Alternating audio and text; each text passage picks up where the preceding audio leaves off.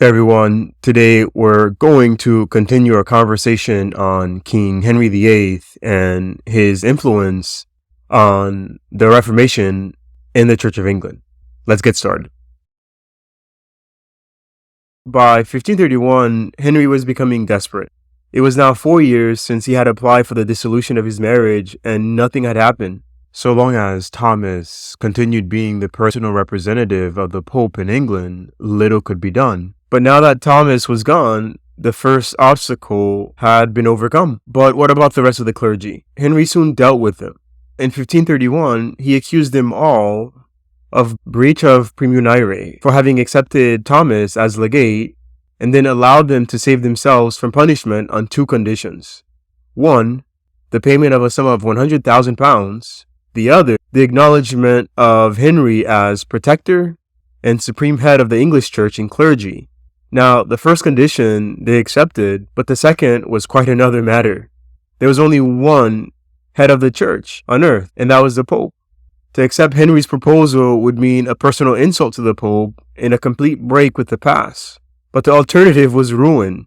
In the end, a compromise was reached by the clergy that ended up acknowledging Henry as singular protector, only in supreme lord, and, as far as the law of Christ allows, even supreme head of the church in England.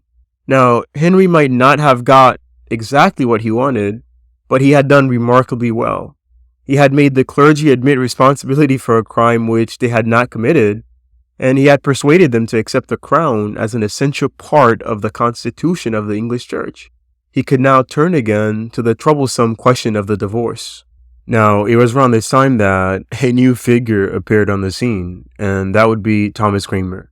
The king, while lodging at Warham Abbey in 1529, had made the acquaintance of a Cambridge tutor called Thomas Cranmer. Cranmer had put forward the suggestion that, in the matter of the legality of Henry's marriage, the opinion of the academic world should be sought. Henry was grateful for this suggestion and made a note of his name for future reference. Having followed this suggestion, the reports were now coming in, and most of them were favorable to the king. Now, the means by which these favorable reports came about is questionable. What we can say is that Henry's cause was growing stronger and stronger every day.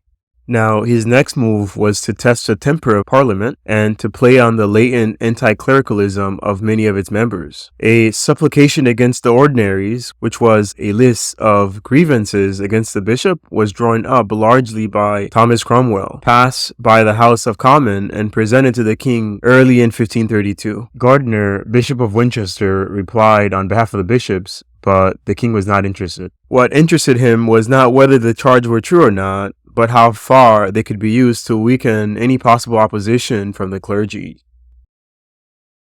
Having made himself reasonably sure of the support of Parliament, Henry could now go forward with his plan for cutting England off from Rome and making himself, in fact as well as in name, supreme head of the Church of England. Now, between 1532 and 1534, 7 bills were passed through Parliament, each carefully designed to cut one of the threads which bound England to Rome. The first act was the conditional restraint of Annates. Annates were the first year's income of a see and were payable to Rome. The act complained of English money going abroad and declared that this must stop except for a small token payment of 5%. And to make things easier for the bishops concerned, the act also stated that in the future all bishops should be consecrated in England by the Archbishop. In the meanwhile, the convocations had acknowledged the royal supremacy by pledging themselves not to make any new canons without the king's permission. And so the first act in the English Reformation, we can say, was the conditional restraint of Annates. Simply put, it aimed to stop English money from going to Rome, and it also made it easier for bishops to be consecrated in England. In 1532, Archbishop Warham died and the problem of his successor arose. Henry wanted Thomas Cranmer, and the Pope agreed, though he could not wholly approve of him since he had been associating with heretics, had married the niece of one of them, and had done a good deal to support the king's demand for a divorce. But Henry was not seriously worried about that, and Cranmer was consecrated on March 30th of 1533. Henry was now in a hurry. He had been living with Anne Boleyn at least since December of 1532. He had been secretly married to her in January of 1533, and their first child was due in September. If this was to be the long-expected heir, it was essential that he should be legitimate.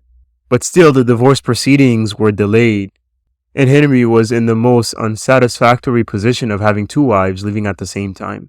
It was now that the second act was passed to Parliament, called the Act in Restraint of Appeals. Up to this point, in all ecclesiastical causes, the final appeal had been to Rome. This had long been unpopular, and the transference of all such appeals to an English court was naturally acceptable to Parliament. But this act also asserts that this realm of England is an empire, that is, an independent sovereign state, and that the king is supreme head of both church and state. In this preamble lies the fundamental principle of the English Reformation, and it gave Henry just extra power which he needed. He could now go forward rapidly, for no one could appeal to Rome against him. On May 23rd, Cranmer brought the long divorce proceeding to an end by declaring Henry's marriage to Catherine of Aragon null and void. 5 days later, his marriage to Anne Boleyn was made public, and on June 1st, Anne was crowned as queen.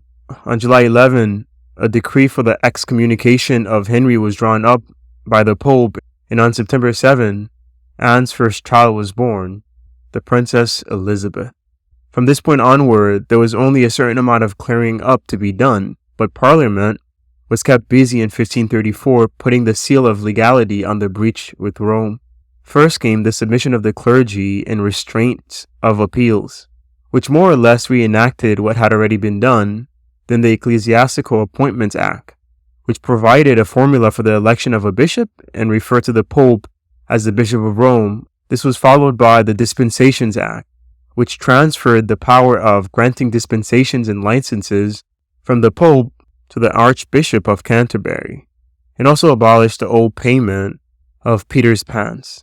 The next act, known as the Supreme Head Act, not only gave the king the title which he had always sought, and that without any saving clause about the law of Christ, it also gave him the power to define doctrine and to punish heresy. The final act, the Succession Act, gave parliamentary sanction to the divorce.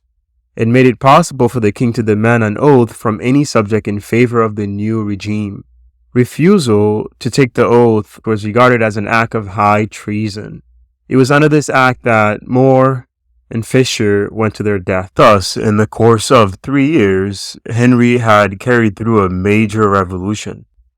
For almost 1,000 years, the Church in England had been directly under the jurisdiction of Rome. Now, by a stroke of the pen, that old allegiance had been severed, and all the powers which the papacy had exerted had been transferred to the king or the Archbishop of Canterbury. In carrying through this revolution, the Church in England had played little part. It is therefore no exaggeration to say that the English Reformation, at any rate in its earlier stages, was a parliamentary transaction or an act of state. And so we're going to stop here for now. Subscribe for more church history content. Thank you.